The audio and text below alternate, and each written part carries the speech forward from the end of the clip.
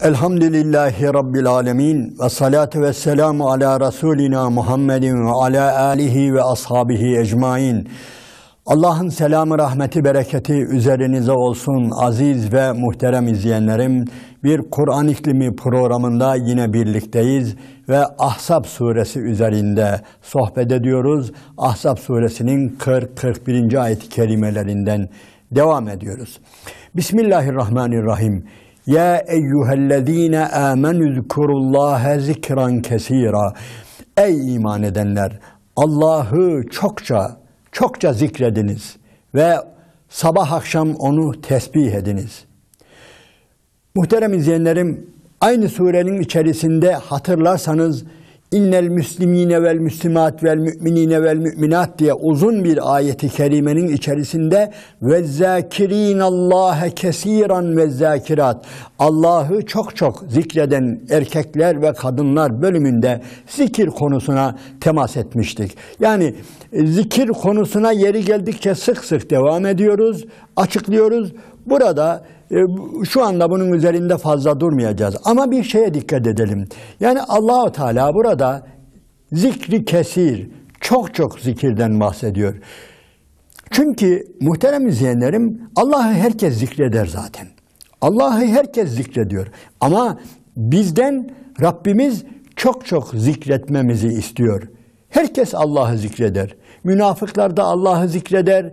Kafirler de Allah der. Allah demeyen kimse yok. Herkes Allah der. Ama müminler çok zikreder. Çok zikreder. Münafıklardan bahsederken Allahu Teala Bismillahirrahmanirrahim ve la yezkurunallâhe illa galîlâ. Onlar Allah'ı çok az hatırlarlar. Çok az zikrederler buyuruyor. Demek ki müminler olarak bizler ne yapmalıyız? Allah-u Teala'yı çok zikretmeliyiz. Yalnız burada Allah adını sık tekrarlamak demek de değildir bu. Evet, görünüşte o vardır. Elbette zahiren Rabbimizin adını çok tekrarlayacağız. Ama önemli olan bir de yeri geldiğinde zaten her zaman yeri geliyor da yani olaylarla birlikte Allahu Teala'yı zikretmek, sebeplerle birlikte Allahu Teala'yı zikretmek asıl makbul olan zikir budur. Diyelim ki sofraya otururken, sofradan kalkarken, yatağa girerken, yataktan kalkarken, bir nimetle karşılaştığımızda, bir hastalıkla karşılaştığımızda, şifa bulduğumuzda, yani her yere Allah'ın adını nakşetme. Yani yoksa sadece adını çok tekrarlamak sadece zikri kesir bu değildir. Hatta muhterem izleyenlerim bu sure-i celilede yani Ahzab suresinde dikkat ederseniz öncelikle 1. bölümünde yani Hendek Savaşı münasebetiyle kuşatılan Müslümanlar Allah işte öncelikle o kafirlerin kuşatmasından, Yahudilerin arkadan vurmasından hepsinden korudu. Bundan dolayı Allah çok zikredilecek ve bir de özellikle hatırlarsanız bundan önceki sohbetlerde, bundan önceki ayet-i kerimelerde Hazreti Zeyd'den dolayı yani Zeyd'in boşandığı eşiyle Peygamber Aleyhisselatü Vesselam'ın Hazreti Zeynep'le evlenmesinden dolayı gerçekten çok yıpratılmıştı. Efendimizin üzerine gelmişlerdi. Vay efendim oğulluğunun eşiyle yani bir anlamda geliniyle evleniyor falan diye Efendimizin üzerine geldi münafıklar ve yıpratmaya çalıştılar. Allah hem önceki belalardan beri eyledi, bu beladan da yani münafıkların dedikodularından, demagojilerinden de Allahu Teala seni beri eyleyecektir. Sen Allah'ı çok zikret. Siz Allah'ı çok zikredin buyuruyor. Yani bu sure ile de bu surede geçen olaylarla da yakından alakası vardır bu zikir olayının. Sadece bireysel bir takvaya yönelik bir olay değil bu. Sebebi de var ayrıca. Devam eden ayet-i kerimeler de aynen böyle. Bismillahirrahmanirrahim. Onu ve sebbihuhu bukraten ve asila. Sabah akşam onu tesbih ediniz buyuruyor. Muhterem izleyenlerim, tesbihat biraz daha geniştir. Zikirden biraz daha geniştir. Yani tesbihatın içinde anlam vardır. Eğer tesbih ediyorsak o tesbihatımız bir anlama mebni olmalıdır. Yani ağzımızdan çıkan tesbih zikirleri bir cümle olmalıdır en azından. Yani sadece Sübhanallah'tan da öte, yani geniş anlamları olmalıdır. Yani şunu şöyle yapan Allah ne yücedir. Yani bize şöyle nimetleri lütfeleyen Allah ne yücedir diye, yani tesbihat cümlelerinin içerisine Rabbimizi tesbihi gerektiren olayları da dahil etmeliyiz, zikretmeliyiz ki Allahu Teala'nın bizden istediği geniş tesbihat budur. Sabah akşam Allah'ı tesbih etmek de aynen bu şekildedir. Huvellezî yusalli aleykum ve melâiketuhu liyuhricekum minezzulümâti ilen-nur. O Allah var ya, o Allah siz müminleri karanlıklardan nura çıkarttı, aydınlıklara çıkarttı. Nura çıkaran Allah'tır o. Huvellezî yusalli aleyküm. Öncelikle o Allah size salat ediyor. Burada huvellezî yusalli aleyküm, size o Allah ki size salat ediyor. Sizin üzerinize salat ediyor. Size rahmet ediyor. Size merhamet ediyor. Size mağfiret ediyor. Allah'ın bize salat etmesi budur. Melekler de salat ediyor. Melekler de bizim için af diliyor. Tevbe-i istiğfar diliyor. Tefsirlerimiz genellikle burada. Yani bu ayeti kerimeyi açıklarken meleklerin tesbihatı, meleklerin salatı, melekler de salat eder, Rabbimiz de bize salat eder. Rabbimizin salatı huvellezî yusalli aleyküm, o size rahmet nazarıyla, merhamet nazarıyla bakıyor. Sizi rahmetine, merhametine gark ediyor. Diğer insanların içerisinden seçerek, çıkararak, o size dil uzatan, o sizi yaralayan, o sizi hakaret eden, sizi kötülemeye çalışan, sizin şanınızla, şerefinizle oynamaya çalışan o kafirlerin, müşriklerin, münafıkların elinden, dilinden Allah sizi kurtarıyor ve size şeref veriyor diyor. Bu ayeti kerimeyi tefsir eden bazı müfessirlerimiz de yusalli aleykümden maksat Allah size izzet veriyor, şeref veriyor. Sizin namınızı, şanınızı yüceltiyor. Size şöhret veriyor, nam veriyor. Hüvellezî yusalli aleykümün içerisinde bu da vardır. Allah sizi diğer insanların içerisinden böylesine seçip çıkarıyor. Sizi seçkin kılıyor. Ve devamında da zaten hani ayeti açıklar derler ya, bu da bir kuraldır. لِيُخْرِجَكُمْ مِنَ الظُّلُمَاتِ اِلَى النُّورِ. Sizi zulümattan, karanlıklardan nura, aydınlığa çıkarmak için böyle yapıyor. Yani Allah'ın bize salat etmesi, meleklerin bize salat etmesinin neticesinde biz ne yapmış oluyoruz? Karanlıklardan aydınlığa çıkmış oluyoruz. Allah-u Teala bizzat bunu bize yapıyor elhamdülillah. Rabbimiz mümin kullarını özellikle sabreden, münafıkların, kafirlerin dedikodularına sabreden, dayanan ve İslam'ın ilkelerinden ayrılmayan, imanlarının imtihanını veren kullarını, ki başta tabii Efendimiz Aleyhisselatü Vesselam ve arkadaşları ve daha sonra da elhamdülillah hepimiz liyuhricekum minez-zulümati ilen-nur. Evet, Allah bizi zulümattan, karanlıklardan aydınlığa doğru götürüyor. Kafirler böyle mi? Kafirler böyle değil. Bakara suresinde hani hemen Ayetel Kürsi'nin arka sayfasında Bismillahirrahmanirrahim. Allahu veliyyüllezine amenu. Allah iman edenlerin velisidir. Evet. Allahu veliyyüllezine amenu yuhricuhum minezzulümati ilen-nur. Allah o velisi olduğu müminleri karanlıklardan alır, çıkarır, aydınlığa, nura götürür. وَالَّذ۪ينَ كَفَرُوا Kafirlere gelince اَوْلِيَاءُهُمُ tağut. Onların velisi de tağutlardır. Tağuttur. Kafirlerin velisi tağuttur. O ne yapar? O da yuhricuhum minen nuri ile zulümat.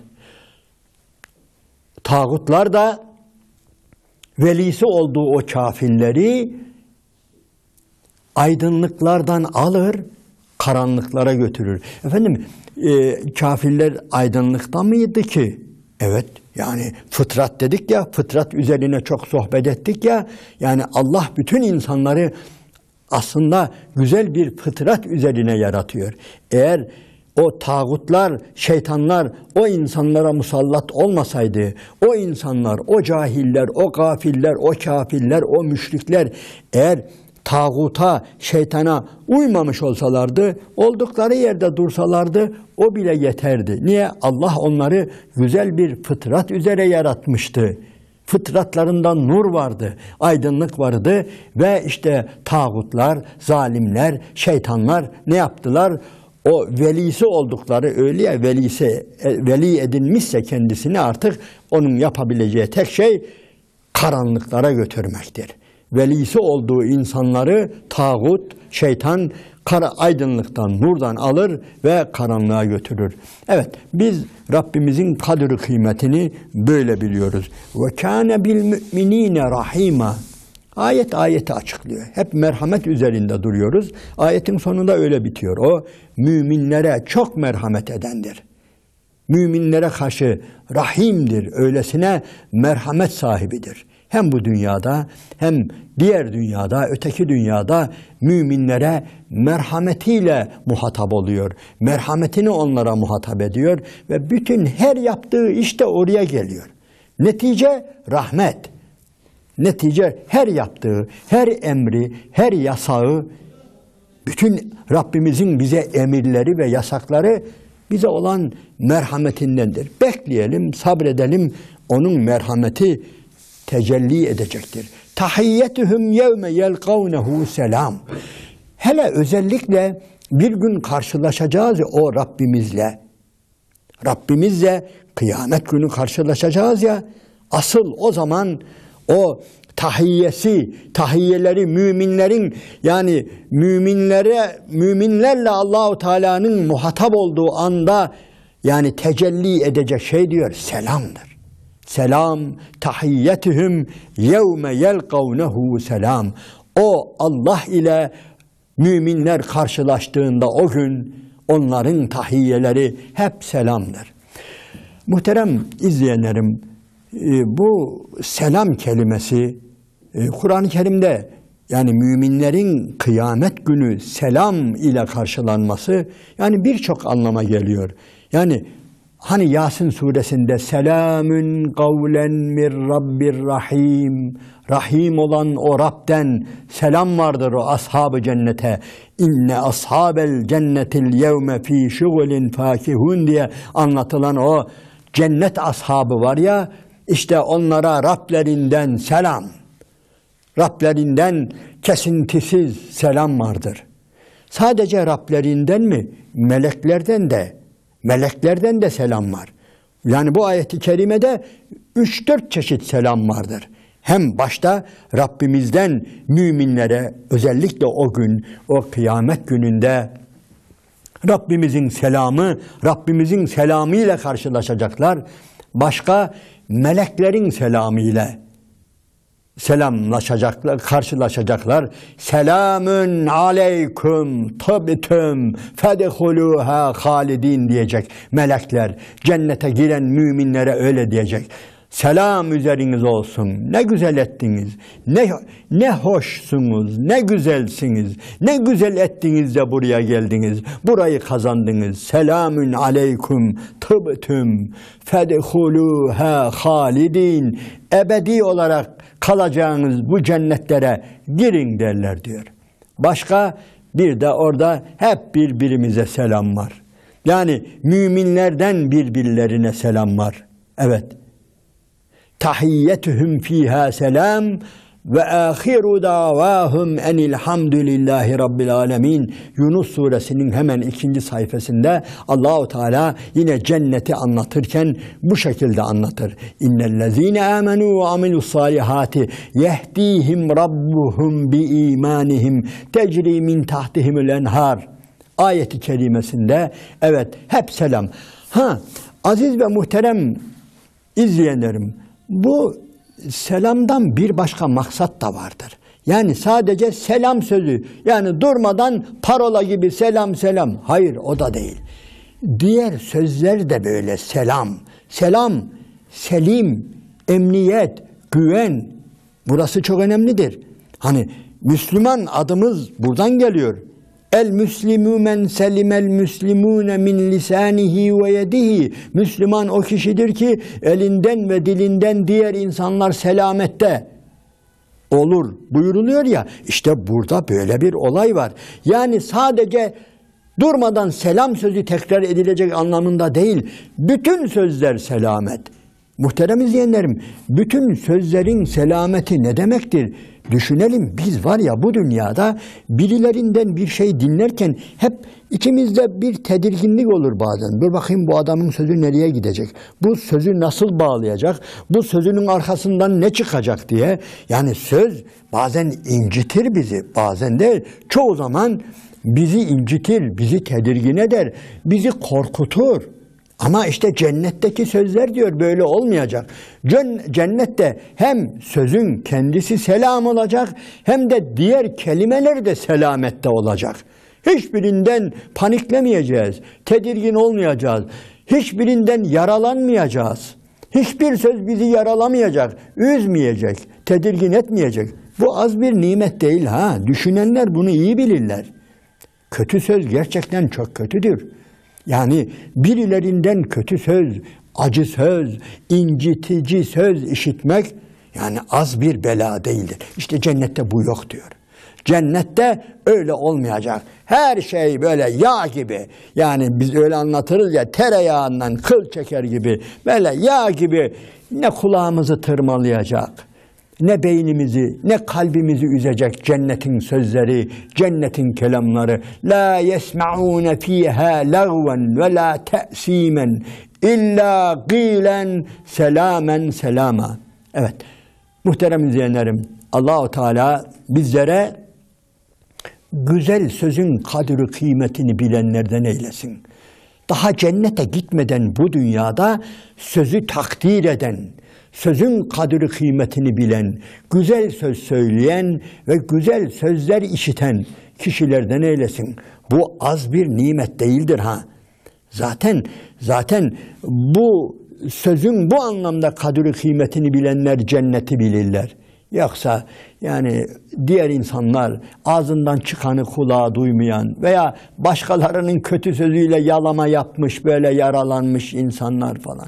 Bunlar yani gerçekten dünyanın azaplarından birisi de budur ha. Bu dünyada insanların en çok çektiği azaplardan birisi yani sözdür. Gerek konuştuğu söz, gerek dinlediği söz. Evet, onun için biz selamı tahiyyetuhum yevme yelgavnehu selam ve e'adde lehum ecran kerima. Ve Allah onlara çok kerim bir ücret hazırlamıştır. Çok mükerrem. Zaten başta dedi ya, bu kitabını indirirken ikra ve rabbukel ekram. O ekram olan, en çok ikram edici olan, üzerinize nimetlerinin yağdığı o Rabbinizin adıyla okuyun dedi ya, ikra ve rabbukel ekram. İşte hayatı bu şekilde okuyanlara Allahu Teala da kıyamet günü o ekram sıfatıyla tecelli edecek ve e'adde lehum ecran kerima, kerim bir çok müthiş güzel bir ücret verecektir buyuruyor. Allahu Teala bu ücreti hak edenlerden eylesin. Allahu Teala o ücreti hak etmek için de bu dünyada gereken neyse onu yapabilmeyi bizlere lütfeylesin, nasip eylesin. Allah'ın selamı, rahmeti, bereketi üzerinize olsun aziz ve muhterem izleyenlerim.